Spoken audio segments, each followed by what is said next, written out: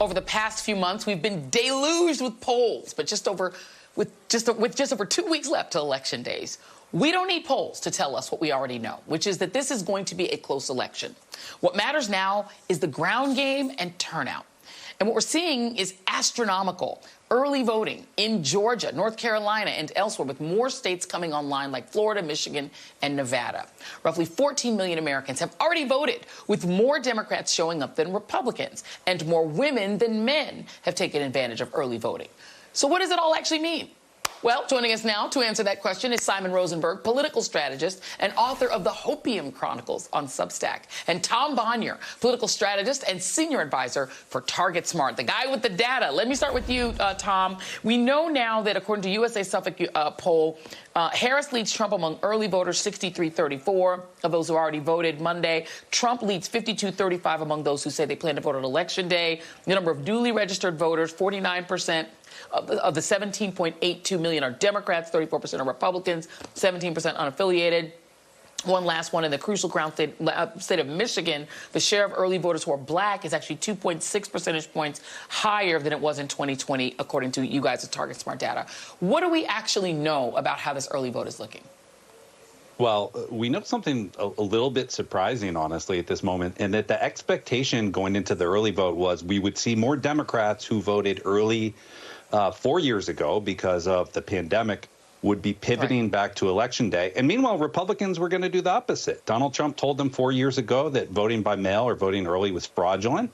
And we know they've invested significantly in moving their people out to vote early. When we look at these national numbers now, the Democratic margin is only 0.2 of a point behind. This is actually in the battleground states where it was at this point 4 years ago, which surprised me. It's being driven by good numbers, especially over the past weekend. But the blue wall states, you mentioned Michigan, seeing those big turnout numbers. You were talking about Detroit a minute ago. Detroit is coming out very big, especially older black women with just really high turnout numbers. Wisconsin, the same story. Pennsylvania, Republicans have increased their vote share a bit, but 40% of the Republican male voters so far voted on Election Day 4 years ago. So we're seeing them just sort of pivoting. It's not really a sign of intensity, but just sort of switching the vote mode.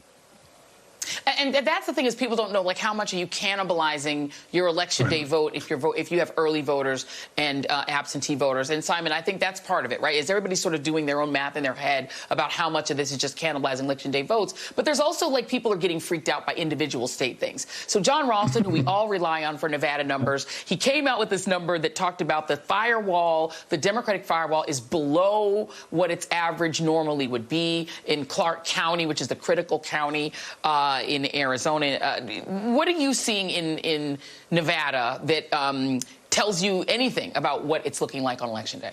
Yeah, and just first to reiterate something Tom said, I think the 3 states of the 8 battlegrounds, if you include Nebraska too, where we're doing really, really well, and we should be encouraged, are Michigan, Wisconsin, and in Nebraska. We're sort of overperforming even sort of the standard of what we're seeing in the other states, which should give us a lot of optimism about what we're going to be able to do in the blue wall states in particular. You know, if you couple that with the Washington Post polling today, which showed the vice president ahead in Michigan, Pennsylvania, and Wisconsin, I think we should be optimistic. We have a lot of work to do. It's going to be really close. But these early data in the other states, the other 5 states, it's going to be a dogfight. You know, it's going to be, you know, the Republicans, as Tom said, have pushed some of their vote early. You know, we are not in some of these states. We've got work to do to get to where we want to be. But they're all competitive, Joy. It's what you said at the very beginning. This is a close election. And the thing is, we have a greater capacity to close in these last few weeks. We have more money, which means our ads are going to be reaching more people. We have a far superior ground operation to them. So in every way imaginable, when I look at this data right now, even in Nevada, right, which is still very early, let's see what happens, right? I would much rather be us than them 2 weeks out. Well, they don't have a ground game, Tom. I mean, Tom, that's the other piece of it, is that the ground game being funded by Elon Musk has been found to be largely fraudulent. It isn't even real. So they're not really invested in a ground game. It's all been outsourced to Elon Musk and other people. But that aside, one of the things that is very clear is that women are outvoting men, that this is a woman-driven election.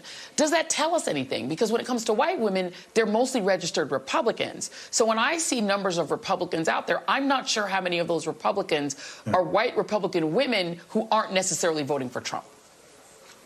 Well, what's amazing to me with some of these numbers is especially the younger voters. We've been talking about this for over 2 years now and how the electorate and elections changed since Dobbs. There is no evidence that that has let up one bit. And so when we look at younger voters in the early vote, and again, we know most younger voters are going to come out on election day, and that's what campaigns are built for. But when you look at those who have come out, the gender gaps are bigger than they were 2 and 4 years ago. So again, a good early sign, still lots of work ahead of us. Yeah, and so Simon, what would you have something called the Hopium Chronicles, which people should subscribe to on your Substack. Yep.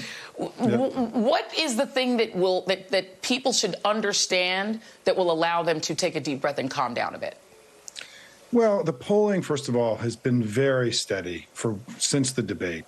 Kamala Harris has been up 2, 3, 4 points in national polling.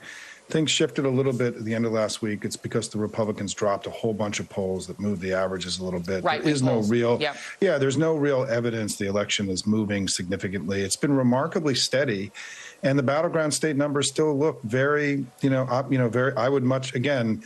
I think they're better for us than they are. And as Tom has pointed out, we should be optimistic about what we're seeing in the early vote. 2024 is not going to look like 2020 and 2022. And those people who are trying to claim that Republicans are doing better. Yeah, of course they're going to do better. But we also may have this hidden vote in the unaffiliated with some of our Dems registering as unaffiliated young people. And also your point that I think is this big unknown is how many of those Republicans are voting for us. So bottom line is 2 weeks out, I'd much rather be us than them.